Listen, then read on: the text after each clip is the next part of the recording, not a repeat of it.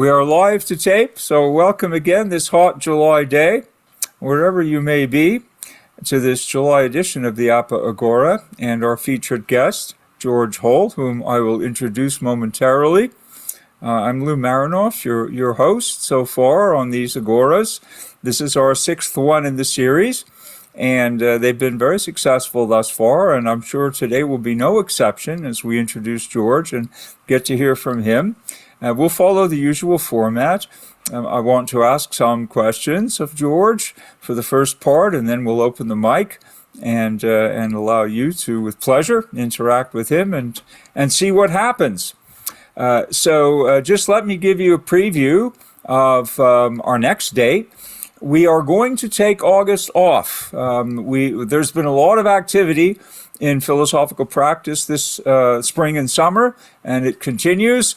We think it's a good idea to give everyone a bit of leisure, so we're going to take a summer break in August, but we'll return in full force toward the end of September, on the 23rd, actually, of September, and I'm pleased to announce that our featured guest on the 23rd of September is going to be Vonna Fury, who needs no introduction. I've been trying to get her to come on the Agora for some time, but she's as busy as everybody else. But she's finally found a date for us, so we'll have a chance to hear about her quite remarkable work over the course of many years.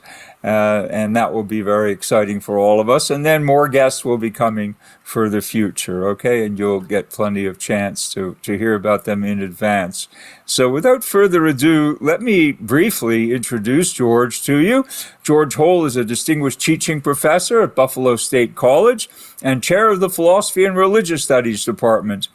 His poems have been published in Cimmaron Review, Rapport, Stone Drum, Earth's Daughters, and Sugar Mule, as well as the Buffalo News. And I have Buffalo Dust on my bookshelf, which is at least one of his anthology's sole authorship.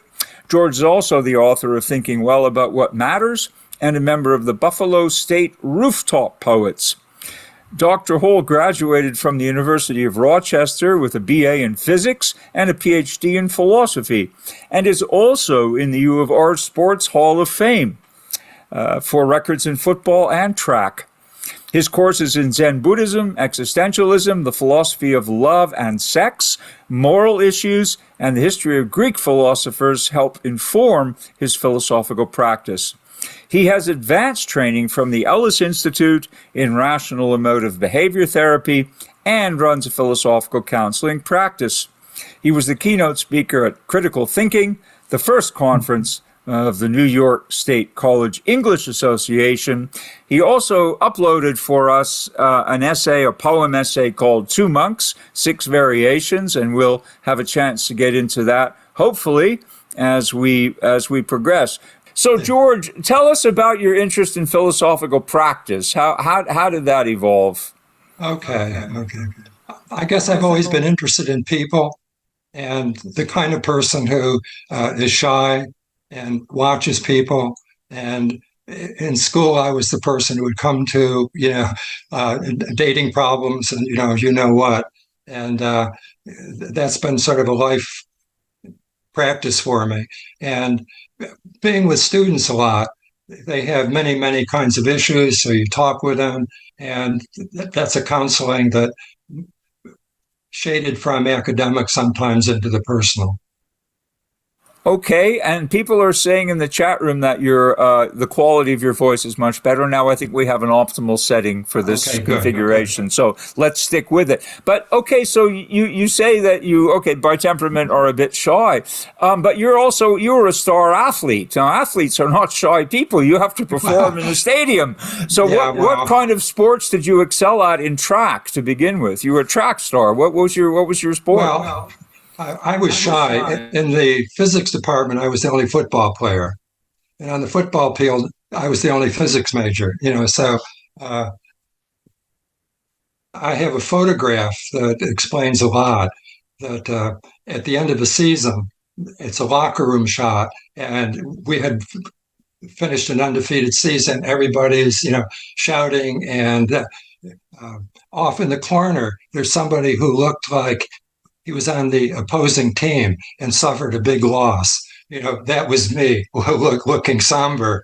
And sometime later, years later, the university reprinted that photograph for its alumni magazine. Interestingly, they cut off 1/2 inch at the right, so I was no longer in it. That they didn't want anybody who was morose. But what was your sport in track? You set records. Tell us about your records. I was a sprinter, ran 100 yards, the 200. Off days, I would throw the javelin. Yeah. Wow, versatile. And what about football? What positions did you play? High school, I was a quarterback. In college, I was a wide receiver, sometimes played running back. I will brag, not because of my abilities, but I played 6 years of football. I was in four losing football games. Yeah. So in 6 years, you only lost 4 games? Yeah. That's fantastic. So did you subscribe, was this explicit? Did you subscribe to the thesis of a sound mind in a sound body, you know, the old Roman saw? I think so. I've always been involved in one kind of sports, athletics, some kind of competition. I've stayed away from smoking, drink a little bit too much sometimes these days, but I always try to work out. Yeah. I'm glad that you still keep fit and you still look and sound fit. So back to the philosophical practice. So you were the kind of person to whom people were attracted for advice. There's quite a few practitioners who had that experience, you know, early on or as professors. People came to them asking for some kind of guidance or feedback. But when did you decide to formalize this? I mean, you've been with APPA for more than 20 years. So when did you hear about APPA to begin with? I remember somehow I turned up to that very disruptive meeting in New York City where they were shouting on both sides. And I guess that's where I decided to formalize it a little bit. The birth pains of the certification program, that was in 1997. Okay. And you obviously came down on the side of certification since you showed up for the program. Yes. You were shouting with us. But I must say to the audience, and probably they don't know this, but I want to thank you for all these years of service as chair of our board of professional examiners. You know, folks may or may not realize that APPA gets a lot of requests from people in gray areas in terms of qualifications, or people who are just non-philosophers but write enthusiastic letters saying, wow, you know, I have a Ph.D. in archaeology and I unearthed, you know, Greek ruins because that qualify me as a philosopher. And we have to very politely and diplomatically say, no, we really want you to have some philosophy in your background to be a. So George handles these kinds of requests which are on the cusp. There are sometimes people who have, you know, certain criteria fulfilled and not others, and we have to try and help them to navigate their own career path if they really want our certification. And this can be very laborious because each case is on its merits, and George is unfailingly patient and I think quite objective in his analysis. So that's been very helpful, George, and thanks a lot over the years. You've helped us, to weed in people who should be weeded in and to suggest to others, you know, other things they could do to become more qualified. So thank you for that as well. Now, what about the poet, George? Are you a born poet? Do you believe that poets are born and not made, or did you become a poet at some point, or what's your theory? I became a poet at some point. I think I made 1 or 2 efforts as an undergraduate, and then at some point, I just got serious about it. I started writing and eventually got serious about it. And it's interesting. Different kind of writing, different kind of thinking. And I think philosophical writing is highly constrained. I mean, arguments, assumptions, clarity, you know, it's nice to go off the map with something imaginative. So did you start writing poetry before philosophy? No, it was much after. Yeah. But you continue to be creative. I mean, you send me poems from time to time. I save them all, by the way. Some of them are published, some of them aren't. Yeah. And you should remind folks that your mother is a very interesting poet also. Send me her book. Well, thank you for plugging my late mother. I mean, she was a wonderful poet, and something that was lifelong. She wrote her first poem in grade school and never She looked back. roasts you a few times. I beg your pardon? She roasts you a few times in poems. Well, poets are. You should share those. Well, I think not. I mean, poets are entitled to roast whomever they please, and I have no. I'm not going to pick a quarrel with my late mother. She inspired me to become a writer, so I'm very grateful to her. For roasting or for toasting or for doing whatever she did. She celebrated life. But thank you for plugging her poetry, which is up there. How many? Do you have other books aside from Buffalo Dust? Have you other volumes of poetry? I have one that's at the publisher now. Yes. Well, that's fantastic. What's it called? Don't have a name for it. Is that what it's called? You don't have a name for it? That's a great name for a book. Now, one option is The Sky's the Limit. The other option is Police Radio.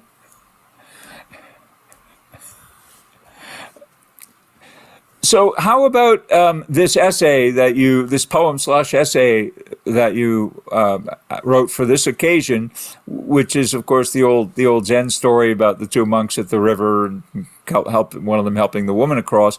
What was your motivation for doing that? And tell us about your journey with Zen. How did that begin? Well, let me get to the poem. In a Zen class early on, I would use that story, the two monks at the river, the beautiful woman, one picks her up, they go on their way, the other complains, why did you touch her? It's contrary to our vows. And the other replied, I left her at the river, why are you still carrying her? And then to give a sense of what Zen was like, I would say, do you understand it? Did you get it? And the students would, well, not. And I said, now show me that you got it. And you would get, restatements, repetitions. And that was then the introduction to the paradoxes and puzzles of Zen. And over the years, I added to it, rethought it. And so one piece of it is to imagine what happened the next day between the two monks. And what I imagined is the younger monk had taken offense by being put down by the older monk. And so the older monk now, what kind of compassion is he going to show? And what kind of anger is going to get dissolved by the younger monk? So that got me into a sort of a playful mode. And I've always wondered, what is my relationship to the whole thing? Yeah. So it's about two monks and 6 variations of, the story.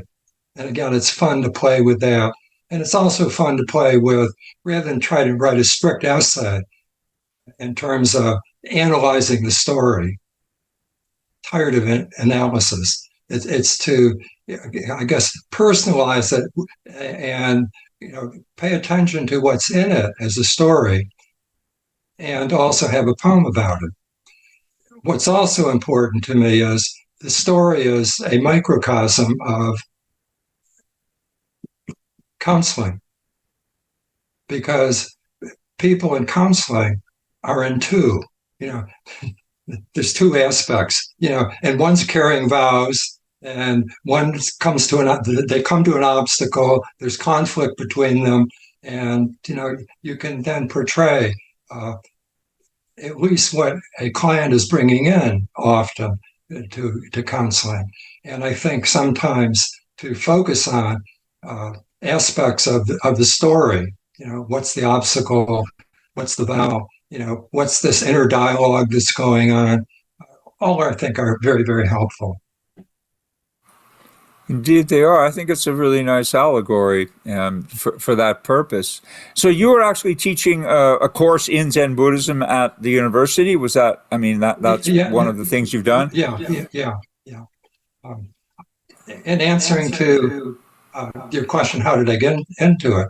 I'd read Zen Buddhism books as an undergraduate, And then I sort of left it and come back to it years later, and with a little bit of regret, because a few miles away from the University of Rochester was a rather famous Zen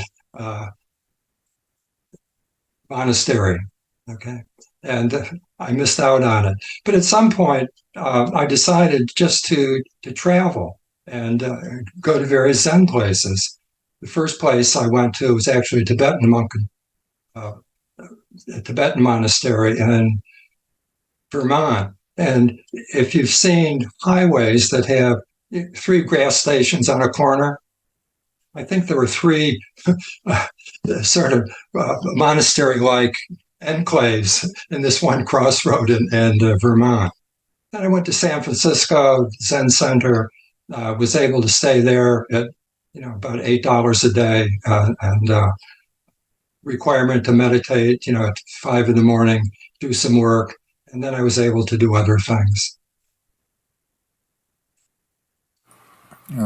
When you say other things, the audience may not realize that you've also done something quite unusual in the academic sphere, aside from teaching Buddhism, which a lot of us do now, but you were probably one of the early ones to be actually introducing it to a curriculum. But what always amazed me, George, was that you have chaired no fewer, I think, than 4 different departments in Buffalo. Could you tell us which departments you chaired and how you possibly managed to do that? Some of us are chairs, and we struggle to chair one department. Philosophy itself is not easy. But how did you ever manage to do this, and which departments did you chair during your career there? When I first was hired, the department had 2 tenured faculty members. And at some point, there were 8 or 10 of us, all junior faculty, wild as hell, on committees, tenure committees, on salary increase committees, and of course, the people on the committee gave money to themselves. So it was very raucous, and it settled down over the years. And then I became chair, hired some people, and it's been a wonderful department. The people care about each other. They're all fine teachers, and they all publish, and very, very collegial. So late in my career, I heard at a cocktail party that the fine arts department, the dean was not going to let them hire an outside chair. And internally, they couldn't agree with each other. So frivolously, or maybe with a sip of gin, I said, well, I'll do it.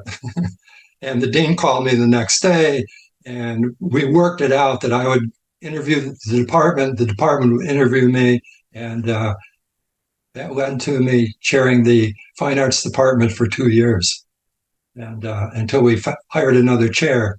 Overlapping with that, I chaired the design department, and the fine arts department feel very aloof and superior, and design, is low level. So there's friction between the 2 departments. And I was always accused of trying to merger the 2, being a henchman for the dean or something like that. But all that worked out really, really well. And it was very enjoyable for me to go into the studios. And I had an inkling to paint. So after I retired, I went back to the fine arts department and started, in the advanced painting class and slopping paint all over. So that was fun. After that, I went to the math department. I chaired the math department. And that was the worst of the lot. I mean, the fine arts people were bad enough, but the fine arts, the mathematics department had 3 different majors: pure math, applied math, and math education. And the pure math people didn't think much of math education, and the applied people thought that we don't need all this pure math stuff. So there was a lot of dissension. So I had to do certain kinds of things, like pound the table and say, no more, no more, especially to my friend in the math department. And what I was able to do was work out a system where I didn't have much discussion at meetings. I would make a proposal. Faculty would tweak it. When it was tweaked enough, we would vote on it. Then the pros and cons would be shifted to me. I would assemble them, take them in, no discussion. Here it is. You have a chance to reply in paper, and things went through very smoothly. All the friction in the meetings just dissipated. The women in the department were just frightened of going to department meetings.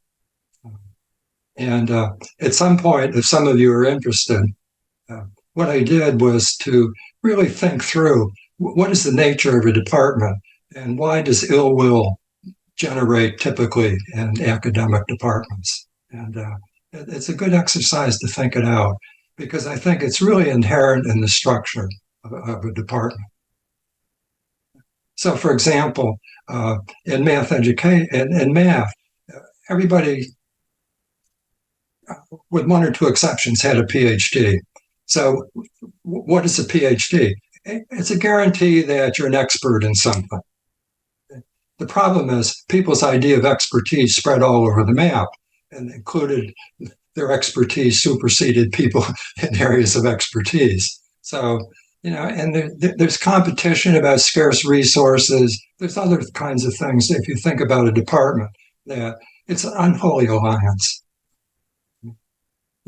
It's quite fortunate if you're in a good department. Yeah.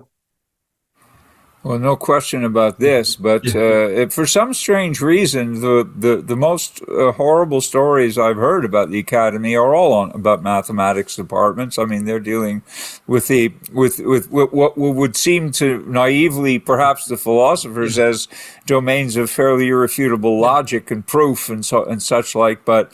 Actually, there's this one apocryphal tale of a department meeting at Berkeley, where the math department meeting, where they all ended up throwing furniture at each other. I've never heard that said about philosophers, although it can get close. Well, many mathematicians are quite creative at an early age, but not in their emotions. They're behind in their emotional development often. I hope there's no mathematicians in the group. Well, that's great, George. So we need we don't have any books, to my knowledge, on the psychology of mathematics. So that would be that'd be an interesting challenge. About your comment about why departments are sometimes very difficult, irrespective if their subjects matter. It's. I think you're right about the institution. We get when we get tenure to a department, after all, which we need, or at least it's conducive to a certain kind of security and then hopefully productivity ongoing. But you get into a family, it's like a tribe or a family. Oh, yeah. And then it gets too close for comfort. All the personal animosities and all the narcissism gets encouraged, constantly, doesn't it?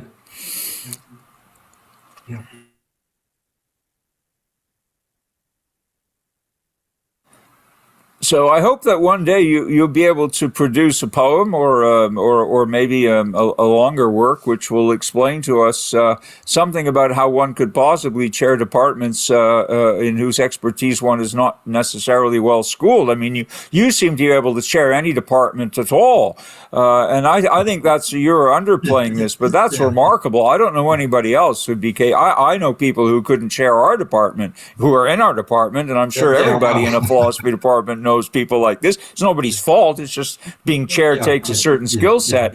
But you've been able to chair all these different departments. I mean, that's quite remarkable. Have you ever thought about why it's the case? There was a question at the end. Yeah, I'm curious. What attributes do you have that enabled you to do this? Oh, I don't know.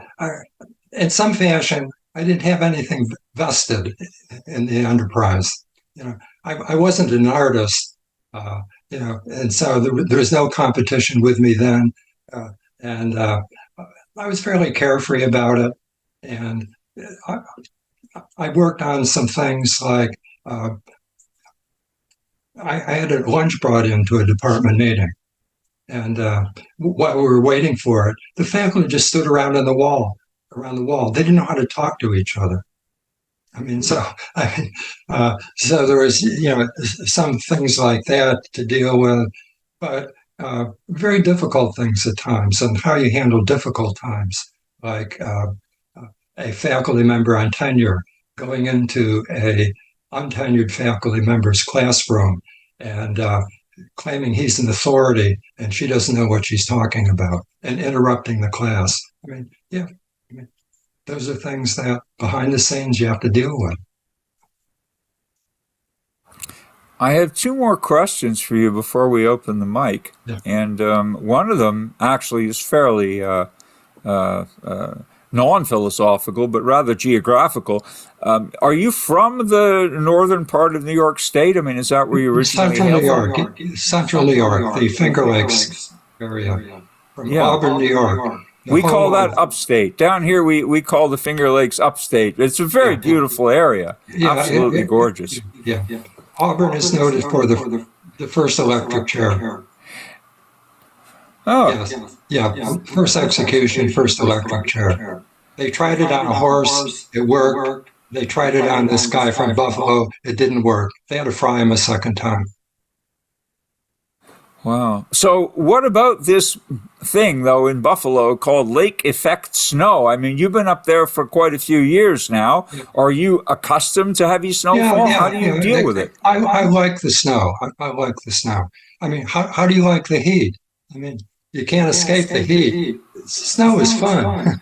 I love the heat, but not the snow so much. And you guys have enormous snowfall up there on the lake effect side of the lake. Yeah. So, do you get out there with your snowblower umpteen times a year and shovel? Yeah. Oh, yeah. I had a huge one, and would do the neighbor's driveway and sidewalk. So it was fun. Well, that's great, George. That's an inspiration to all of us who complain about having to shovel snow. But the other question is a little more interesting.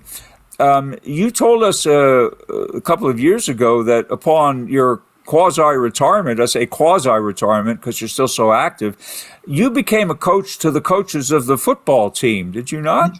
Yes. Could you tell us about that? I bumped into the coach at on campus, and I just made a remark to him. I said, your players are slower to get on and off the field than the other team. And he went back, looked at films, and thanked me for that. And then there was another exchange like that. And so I had several conversations with him, and he invited me to, give a presentation to the other coaches. And I talked about mindfulness. And that didn't go over very big with the coaches. But nonetheless, the head coach was also director of athletics. And I did a lot of things for him, wrote mission statements and things like that. But I was able to do things on the field. Not that I coach players, but I for example, I asked the head coach, when do you blow the whistle? And, that he was perplexed by that. And I said, do you notice you only blow it when things go wrong? How do you give rewards, when things go right? If you keep blowing a whistle when things go wrong, people are going to get uptight. They don't want to make mistakes. What's the feel of when a play really works, and how to emphasize that and internalize it? So it was that kind of stuff. That's brilliant. Did they actually adopt something? Yeah. And, other things like that. For those who know football, it was plays would come in from the sideline. So again, here's one of these questions to the head coach. What's going on as players are waiting for the play to come in? And my sense was they're holding their breath and they're waiting. That's the wrong thing to be doing if you want to, have a burst of energy and all. So that was the kind of stuff I would talk about, and it didn't go over very big. Did it? I'm chary of asking, but did this impact their record? Did they do better after you started coaching the coaches, or the same? Or no, actually the cohorts of football players were changing.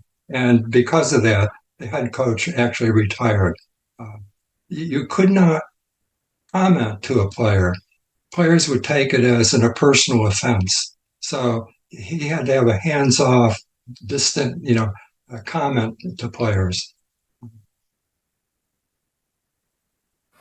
Well, George, I think that it's time to open up the mic. We have a lot of interesting folks today who are attending, and perhaps some of them would like to interact with you. So I would ask for a show of hands, either electronic hands or put a comment or a question in the chat room if you like, and then we'll get George to address it. Well, can I perhaps establish a focus? I've been an analytic philosopher, read closely, look at arguments, do that kind of stuff. Over the years, in recent years, I really tried to pay attention to experience. How do we, what's the vocabulary of experience? How do we point to and structure experience? So that's where mindfulness comes in. And if anybody has questions along those lines, those would be most interesting to me. Okay, George, I think we've got one immediately from Andrei Pavlov. Hi, Andrei, and thanks for joining us. Andrei is a professor at the Cranfield Business School in England, and he says, "Thank you, George. To build on your experience of working with different disciplines, have you had any experience teaching philosophy to business and management students? And what are your observations or reflections on working with business school students?" Yeah. Cheers from London, UK. Yeah. I did a little bit of consulting with another person with a corporation here, and it's kind of interesting. But I think a lot of people with philosophy and counseling want relatively quick payoffs, and to look at your assumptions and change your behavior is very, very difficult. So limited success in those areas. But, a limited area with football players or coaches. I mean, coaches are just old school. They're ways of doing things, and you don't have to think about them. What worked in the past worked. But I don't have enough experience with business people and business counseling to say anything that's too probably interesting. Okay, Andrei, thank you for asking. And Rick asks, how do you integrate mindfulness into individual philosophical counseling work? And how has that worked out? Yeah. It's important for me to teach at least some mindfulness and counseling. And one area to use is what I call impulses. It's important to start noticing impulses. Are you moving towards something, away from it, against it? Are you just stuck in sort of spinning wheels, chaotic? Or is there a kind of smoothness that's going on in your experience? And the more that you can have a client be aware of, I'm sort of backing away right now, and I can point that out. But if you can teach somebody to notice that in themselves, what they're moving towards, what they're moving away from, and in particular, what are they most attached to, that they're grabbing onto. So I think that's always a helpful enterprise. And I think some degree of meditation is always helpful, particularly to quiet down and be able to sit with yourself, sit with your body, and to notice what's going on. And with counseling, to give certain kinds of homework, life practice, again, that requires a kind of intentionality, dedication, to be mindful about what's going on, day to day, hour to hour, in your head, in your body, in your emotions. Can I ask a follow-up, Lou? Yeah. How you doing, Rick? Hi, George. Yeah. So, George, do you ever actually guide them in any even mini mindfulness practice in a session, or you just give them a lead on how to practice it at home? Or No, I guide them on practice. I don't guide them on issues. I mean, on mindfulness practice, you might walk them through. Oh yeah. I actually do workshops in mindfulness also. I have a friend, and we've put together workshops on basic mindfulness, and then focus on emotions, negative emotions. We try to include a positive emotion, joy, but that's a difficult one. I've done a workshop on anxiety and putting together one on body image. Great. Yeah. And in Okay. the course of these, the aim is not to analyze a whole lot, but to bring experience forward to see what is the what of the experience. And then there's some other kinds of things that what's the quality of the experience? What's the field of awareness? And the things like that get, for me, very interesting. Okay, thanks, George. Now we have a couple of more questions. So coming from Giovanni, welcome back. I gather that he's a friend of yours from upstate. And Giovanni asks, George, can you talk about how the diverse experiences you have in poetry, art, and math help your effectiveness in the classroom? Hi, George. Hi, John. How are you doing? Good. How are you doing? I'm fine. I'm enjoying this. Yeah, well, let me start about the classroom. In graduate school, it was all seminars. I had no courses, and seminars were at times very painful. Louis White Beck on Kant would begin with a simple question, then go to the next person. Question a little bit more difficult, and depending where he started, you would just want to walk out. And so when I started teaching, it took me about 2 years to discover I was a bad teacher. I really was a bad teacher. And so I think I've spent my career trying to figure out how to be a good teacher. That's been an ongoing commitment. Might I add, George, that you have been a model, I know, in the department as the kind of the model for good teaching. I mean, your Distinguished in Teaching Award really reflects that. So it's paid off, all your focus on those early years. It's more fun being a better teacher than an awful one. Oh, it sure is. I mean, the feedback when you're awful is awful. Is awful. Absolutely. Yep. Thanks, George. Yeah. So along those lines, what was fun was to do things like I'm fairly analytical. And so when I read, I have a system of marking a text. I have little abbreviations I put in the margins, little C for conclusion, reasons plus, R minus, alpha for assumptions, and to teach some of that, pieces of that for students and give them instructions how to write a philosophy paper.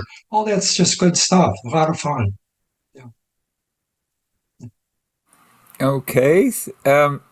Katerina asks, did you arrive at Zen Buddhism through philosophy? And how do you negotiate being committed to a spiritual tradition while also pursuing philosophy? Yeah. I mean, I'm not sure what a spiritual tradition is. I mean, I don't have a robe, and people try to make a distinction. It's never clear to me the difference between having religion and being spiritual. These days people want to be spiritual. I don't see anything as a conflict.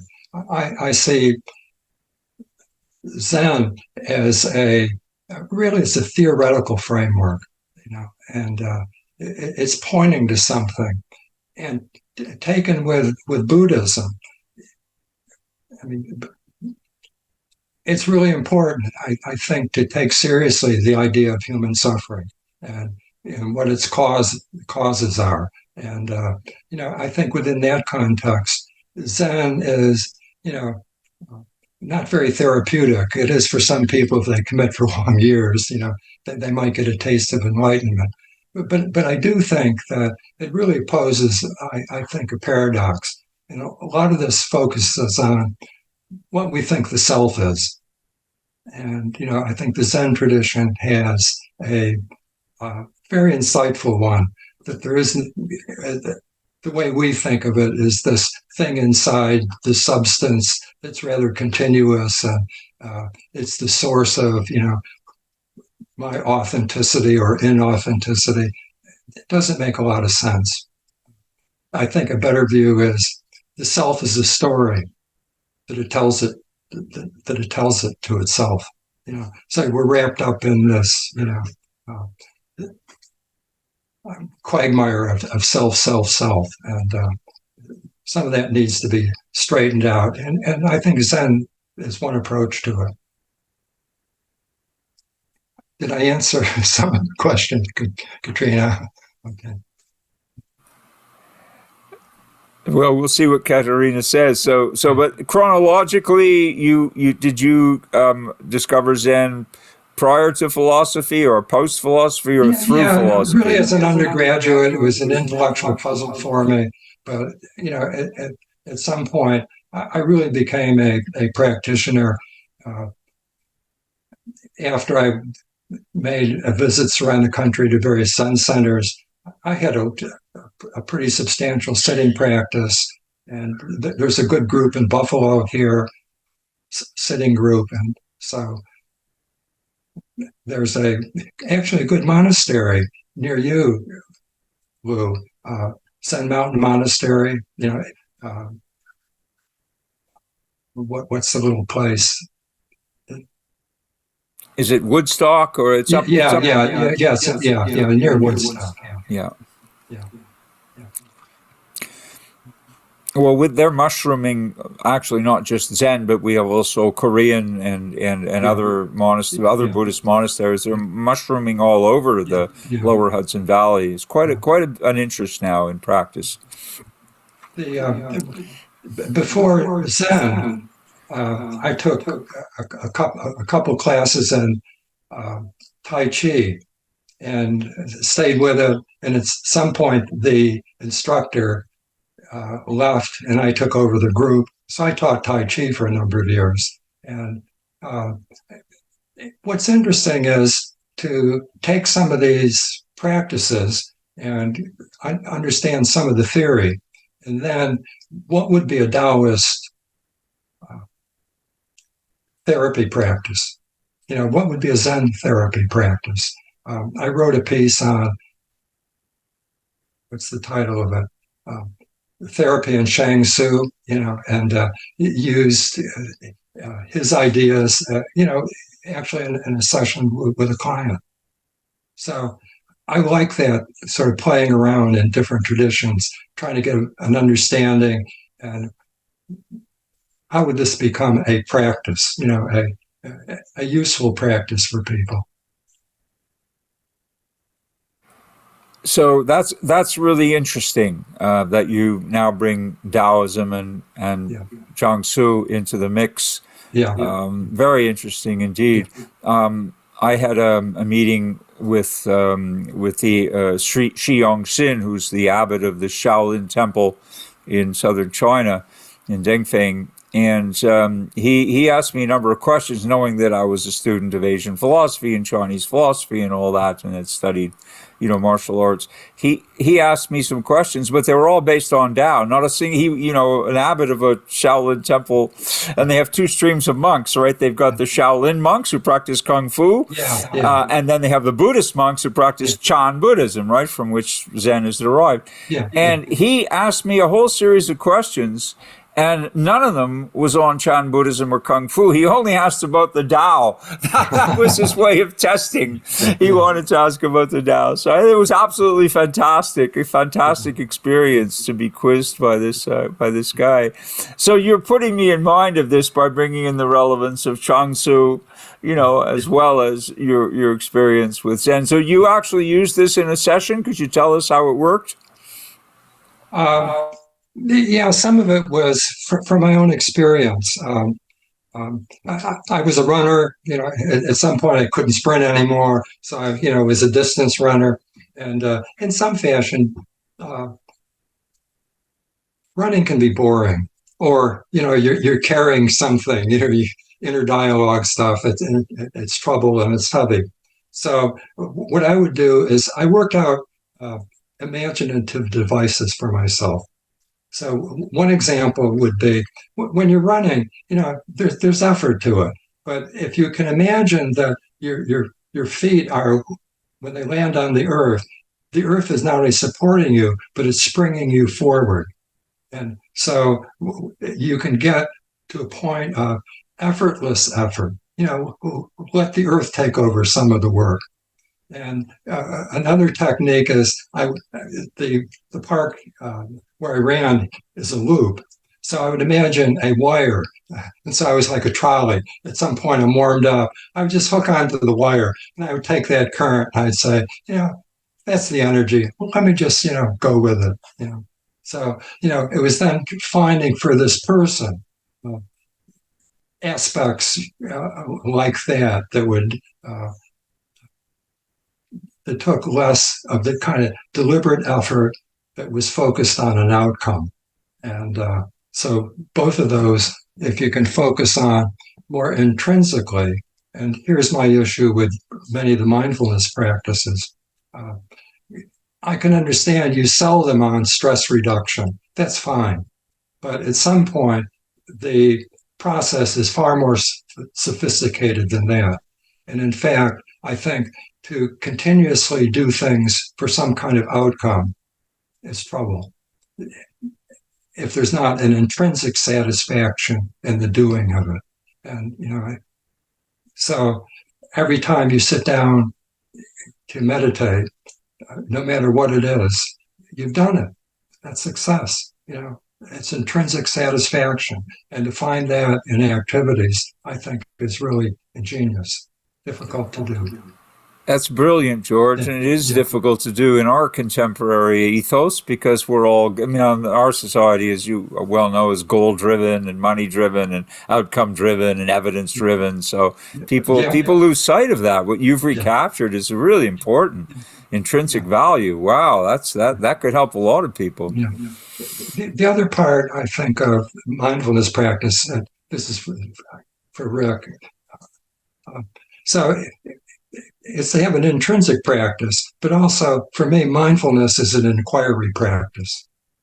So it's just not being mindful. It's also to inquire. So, something comes up. Part of mindfulness is not simply to observe it, but be aware of it and keep seeing its elements, its components, inquire. What is it? What is it? What's my relationship to it? What's going on here? What's my field of awareness? And to start paying attention to these things. So Rick asks what these days is one of his favorite questions. And, Rick, you're saying he just answered you, but the question he answered, which was unasked, was, and I'm quoting Rick, would you speak to the relationship between meditation and philosophy? Well, you just did. And do you think that meditative practice is a form of philosophical practice? Yeah. What a lot of people describe in terms of breakthrough is they struggle. Things aren't working. And in the shower, something happens. Some random going for a walk, something happens. That is, they're able to so focus on something and they let it work, some kind of undercurrent. And our systems have a way of working, autonomously behind the scenes. And I think with philosophy, to develop that kind of meditative practice on one thing, one question, can be fascinating. I mean, it's just not thinking, but it's a kind of open meditation on it. I mean, let it speak to you in some way, and be as fully aware of, from different angles. What is it?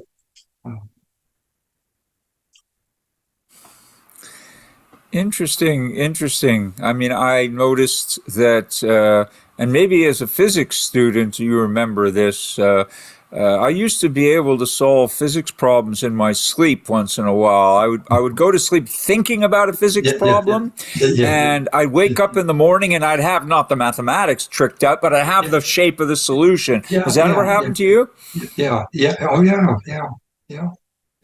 I mean, that's how I think poetry works differently than a lot of philosophical writing. Writing for me, once I have the idea, it's sort of programmatic. I go back over it. Does this need some shoring up? Do I need an alternative point of view here? It's fairly programmatic. But with poetry, something just gets in my head, and some lines will come out, and then I imagine something, and it's back and forth, and the muses are working in a way that I think they don't quite work in philosophy. We distrust the muses. Yes, this is the difference. I was going to say I think we're exactly on the same page, George, because I've never been able to solve any philosophy problems in my sleep. I think they just get more tangled when you dream about them. Yeah. Interesting. Does anyone else want to ask anything or comment? We have a few minutes if anyone else wants to jump in. Quite a few of you haven't piped up yet, so now's a chance. If you have anything to ask of George, please don't be shy. We have a lot of practitioners in the house and other guests, so please either raise your electronic hand or put your question in the chat room. So let me read a poem, if there's no questions. I mean, this is a way of playing with something. I mean, most of us know, I think, the Tom Nagel essay, What's It Like to Be a Bat? Oh. A philosopher asked, and gave up ever answering, asked us, what's it like to be a bat? To fill your arms with wing webbing, so you can fly around at dusk and dawn, hunting insects, seeing them with high-pitched signals, then catching them in skittery flight on your tongue, always a tasty bullseye. Since I used to hang upside down on tree limbs as a kid, I think I might come close to imagining what it's like to hang upside down under a rafter in an attic. But how do I imagine feeling bored with bug diet, or feel hungry for something else? Yes, for a bat's ache for sex.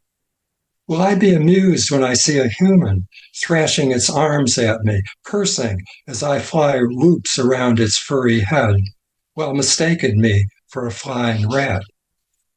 Come to think of it, what's it like for me to imagine what it's like to be you, or you for a moment, to live as if inside me, as I do? How can I even say what it's really like for me to be me? Well, neurons, like never-ending Roman candles, fire nonstop, even when I'm not looking. Let's begin again. What's it like to not know anything, except as a heap of rumors about anything, alive and inside and aware? So I can have some fun with, not a philosophical piece, writing Tom Nagel and coming at some fine points and trying to develop an argument. I think this is kind of playful, but at the same time, this raises a question that's not part of the essay. If you can't imagine what it's like to be a bat, what's it like to be Lou? What's it like to be George, Rick? And what's it like to be myself? maybe Ibrahim is going to answer that. He has his hand up, and then Alexander afterwards. Okay, Ibrahim, please unmute. Greetings. Greetings to you. Yeah, in fact, I have a question. I really appreciate what George said. But, as George also started with Zen Buddhism and Buddhism, many practitioners, especially who's doing mindfulness, they started Buddhism. Yes. And as Massimo told us, he said, I just to revive Stoicism because it is Western, it is a part of Western culture. We can find a lot of things Stoicism can offer to us. But as a Muslim practitioner, I found out, little studies or interest, for example, in Rumi. Rumi is a very well-read poet in America, very well known. Although Ibn Arabi is less known, he's from Andalusia. He's a part of Europe, And Islamic Sufism, Sufi tradition, is developed in a dialogue with the Greek philosophy. But there is still a lot of things we can do together. We can also benefit from the Islamic Sufi traditions and their wisdom, and especially, for example, Rumi's, deep understanding of human psyche. And Eric Fromm, when he wrote an introduction to a book on Rumi and Sufism in 60s, in 62, in fact, when I was 3 years old, Okay. proposed in the future, we're gonna to learn more about Rumi, and Rumi can help us to understand, what to be human and what is the nature of to be human. Even at that time, he said the communist countries also gonna to benefit from Rumi in the future because, no country or no people cannot live without the metaphysics. Yeah. My question is that, what there is, when we compare it with the Buddhism, there is a big flourishing, a big, connection with the Buddhism, Zen Buddhism, and all kinds of Buddhism, but less interaction and dialogue with Islamic Sufi traditions. Thank you. Yeah. I don't know. A question is in there. I hear several things, but let me just say one or two things. Rumi is great. He comes from, I think, an ecstatic tradition. I mean, he is sourcing something quite different that doesn't come through the brain cells as fully. I mean, wonderful spirit. When it comes back to meditation, I understand that you are an archer. Yes? Yeah. Yes, you practice archery. Is that a meditative practice for you? And in what way is not only that a meditative practice, how does that relate to the spirit of Rumi for you?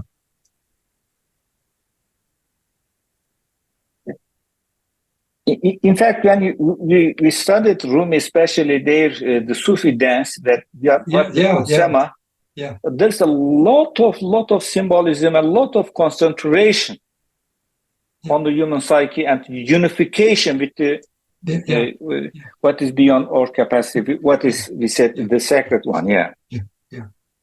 I can't practice Sufi dancing. I get very motion sick.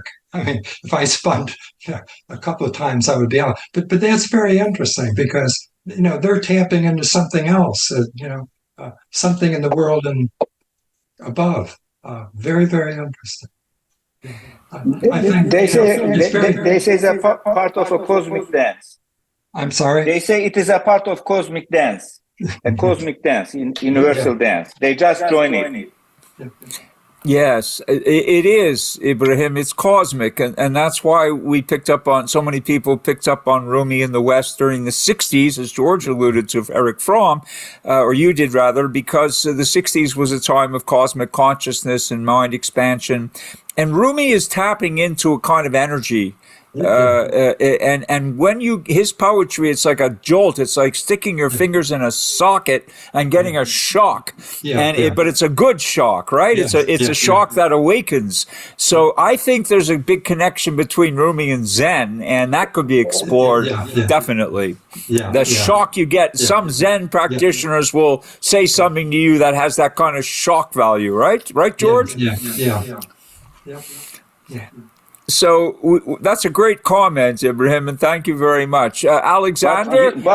But you made it very, very eloquently. I couldn't do that because I saw Anna Maria Schimer, Eva Meyrovic, she's a French lady. She devoted her, when he just contacted Rumi, she devoted her life to translate Rumi into French. As you said, it just shocked her life. And even she made a will when she passed away. She must be buried in the city of the Rumi in Konya, in Turkey. And after 10 years, her family accepted her will, and now she's with Rumi. Rumi, when I say something about Rumi, when I give a talk, I say Rumi is dangerous, a dangerous man, especially for ladies. Yeah. Not in Freudian sense, but in a spiritual sense. Yeah. Especially ladies, they found a lot of inspiration in Rumi, and the latest example is the late poet Mary Oliver. Yeah. And we discovered she started her days with reading from Rumi, and she also has a spiritual therapy from Rumi, reading Rumi's poetry. And she is also a good poet. I read Mary Oliver also, her poems, because it is very environmental. Just give sense of nature, sense of to be connected to nature, and I am just amazed, with her connection with the Rumi's teaching. Yes, thank you. Okay, Abraham, how would you use Rumi to develop a practice? How would you develop? Let me call it a Rumi practice. Yeah. I think most of us are fairly uptight, cognitive, and have our little ways. I don't think we have that kind of that spirit that doesn't have quite the boundaries that most of us have. And if you were to think about it, how could you develop a practice that would lead us, in that more vibrant, expressive, this is cosmic sense? Yeah, this is what I am trying to do. In fact, there's a Rumi tradition, a legacy in the history, but the problem is how we can bring it to modern world. I think our American friends and the friends or in the West, they can help us, as they have introduced Buddhism to the West. But what is relevant to us, which part of Buddhism can make our life more better, mindful, more connected to the universe, because they are doing this great. I just read a lot of authors. They have done great jobs to just construct a bridge of understanding between Buddhism and the people in the West. I think we can do the same thing for Rumi and some other great sons of the East. Okay. There's no question. If I may, just comment, and Ibrahim, when we have more questions for George. But this is being done, I think, most effectively at the present in East Asia, where in South Korea and China, they are developing what we call humanities therapy. So it's philosophy is at the core of it, but the idea of humanities therapy is to draw on all the humanities traditions and the therapeutic value that they offer to people in everyday life and practice. So poetry therapy is a branch of humanities therapy. Yeah. Vana is working with this also, and we'll hear more about it from her in September. But I think this is where Rumi can definitely fit in. If we're talking about poetry therapy, and there are definitely times when clients can benefit from the shock value of a powerful poet, So there I think that Rumi plays a definite role, and so do you, George. I'm putting your book, Buffalo Dust, in the chat room. The title of Buffalo Dust is one of George's anthologies. I highly recommend it. It should be available on Amazon. So there's some poetry therapy. George, you want to comment? Yeah, the poetry therapy is for this poet. I hope some others get something out of it. Not necessarily therapy, at least a good read. A good read is therapeutic too. Alexander, you've been very patient. Please unmute. Tell us where you're from and go ahead. Hello, I'm from Serbia, from Belgrade. I'm PhD candidate, actually, of philosophy department in the grade. I have one question. If I understood you correctly, you mentioned that Zen Buddhism don't see self as a substance, as a ghost in the shell, as usually seen by traditional Western philosophy, but they see self as a story. My question is, if they see self as a story, is that some kind similar to some narrative theory of identity, like Dennett's theory of identity, that we see self as a narrative?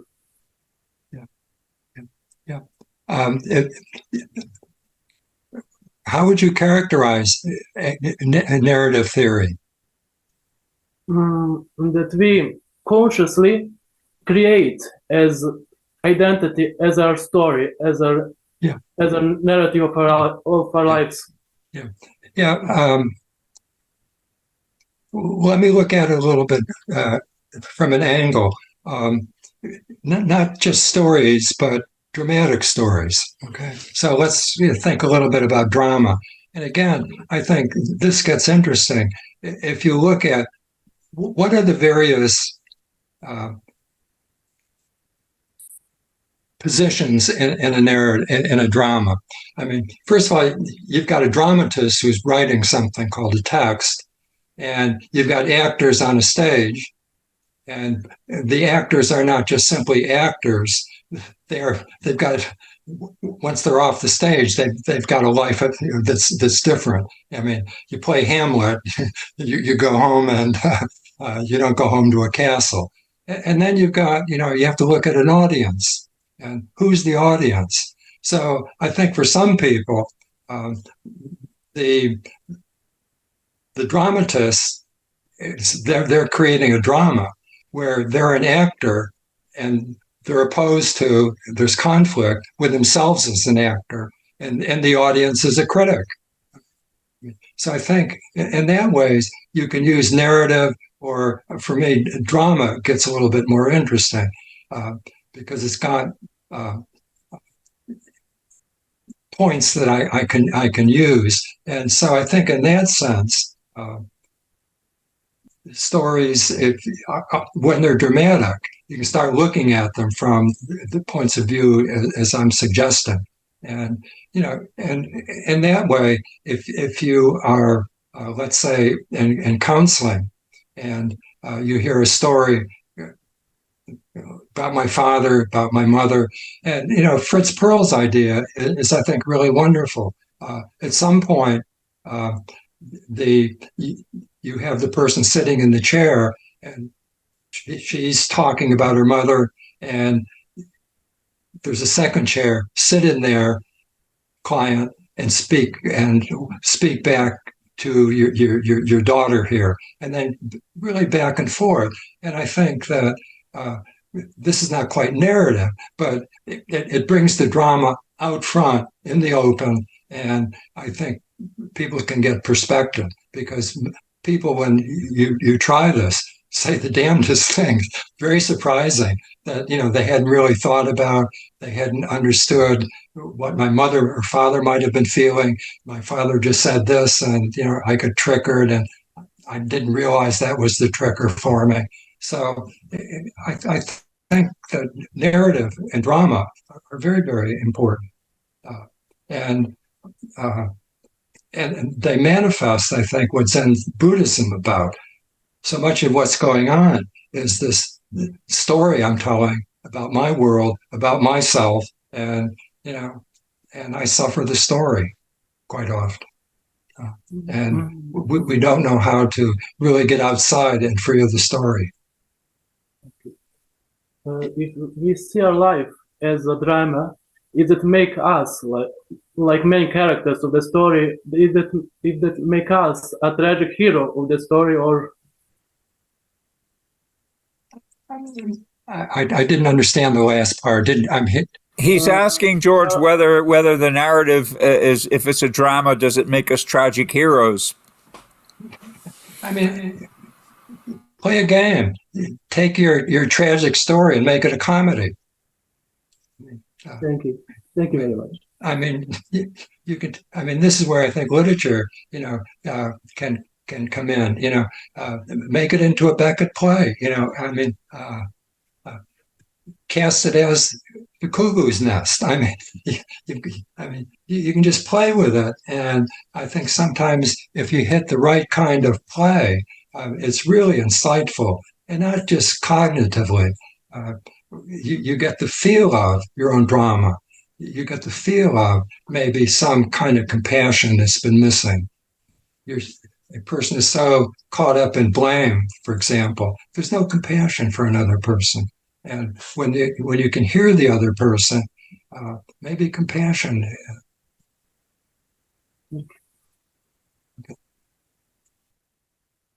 Thank you, George. We have two more questions in the room, and we have about 10 minutes left, so maybe we'll round out with those.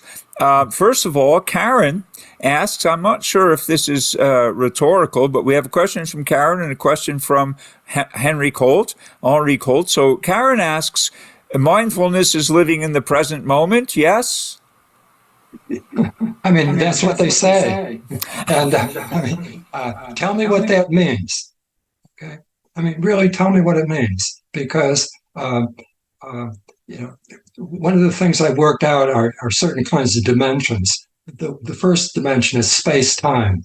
And in time, you've got past, present, future, and the subjunctive, the fantasy time.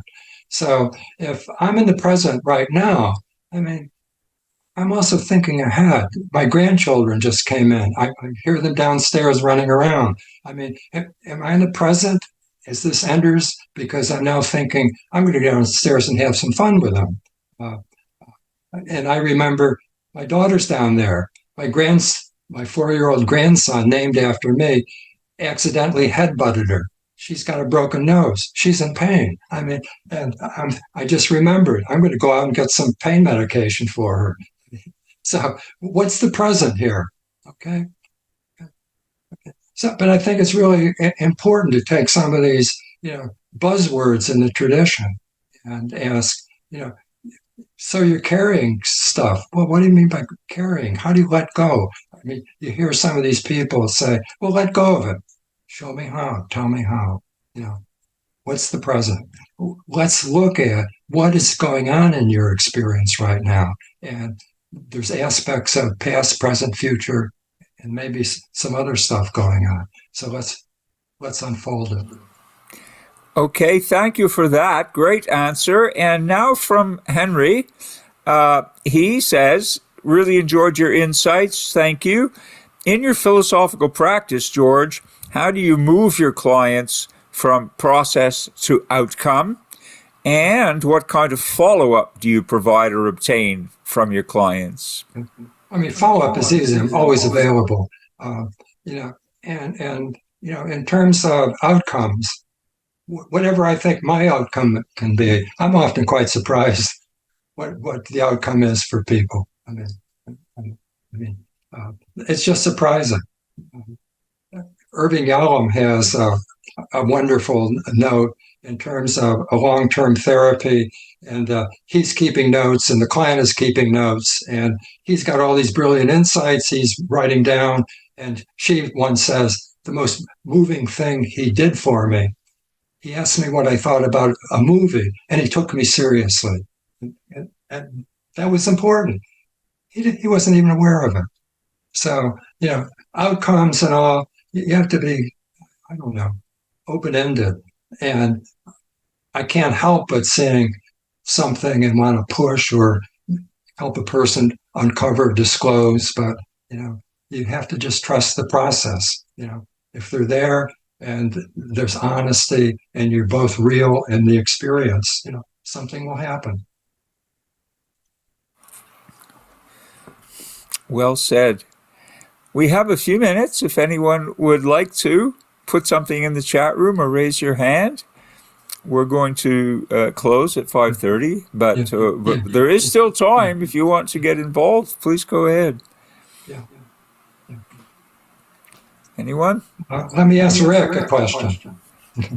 How does meditative practice affect your philosophical work? I mean, you gave a wonderful, I'm so impressed last time when you were in the Agora, and I was actually quite afraid of being on site because you talked about, I think, 6 different kinds of freedom.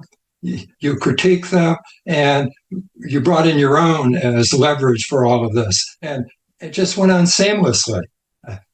Okay, wonderful. Now, how does meditative practice or mindfulness enter into philosophical practice for you? Yeah, I don't have like a formulaic or methodological answer. I have more of an experiential one. Yeah. But there is somewhat of a theoretical element to it. So my conception of meditation is a twofold aspect. There's things that you practice, like athletes who practice push-ups and whatnot, cultivate some kind of skill. But I think those are kind of like training wheels or things that just prime you. Meditation is often talked about as those practices, but real meditation is something that happens to you. And it happens, I think, the more that you engage in those practices, but you don't necessarily need to engage in them in order to become more disposed for those meditative states to arise. Yeah. But it's kind of like something about being in meditative states, or what I like the way Krishnamurti describes it. He just like choiceless awareness. This is completely independent of conceptual frameworks. That state of mind for me is a philosophical state of mind. Yes. It's deeply and richly philosophical. Yeah. And the more that I enter into that, the more I think my understanding and my wisdom applied to philosophical things that come in the form of those notes that you would put in your margins, premise, axiom, etc. You know, I think that I'm more sensitive to those things and more clear about them the more that I find myself in mindful states. Yes. Yeah. Plus, I gave a definition, which you told me your Ph.D. advisor, who was also my first philosophy teacher, they shared this idea. One of my meditation teachers said mindfulness is just extraordinary attention to ordinary experience. Yes. Yeah. And I think philosophy is a kind of extraordinary attention to, and the way you were describing mindfulness as inquiry also.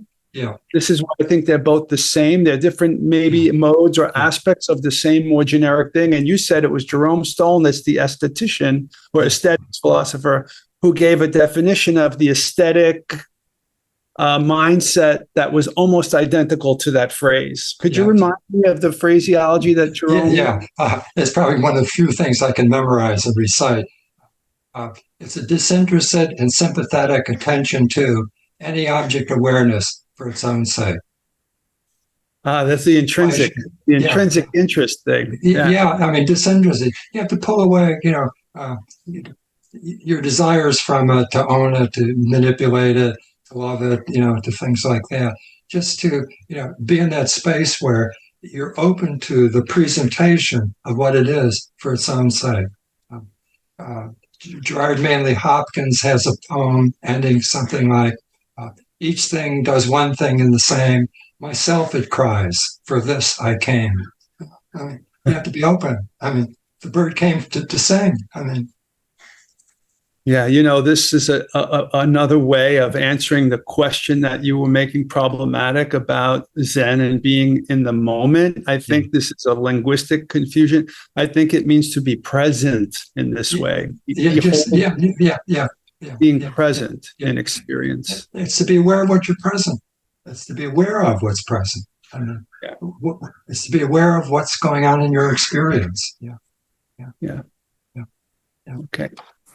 That's a great exchange, and it's as though, George, this whole Agora has been a kind of a meditation, with these leitmotifs running through it. So on that note, isn't it also the case that philosophical counseling partly means being present for the other person's presence? Yes. We're not there for ourselves, strictly speaking, and we're trying to tune into what the other person is experiencing in their presence, as a companion on their journey, I guess. So I think you do really well.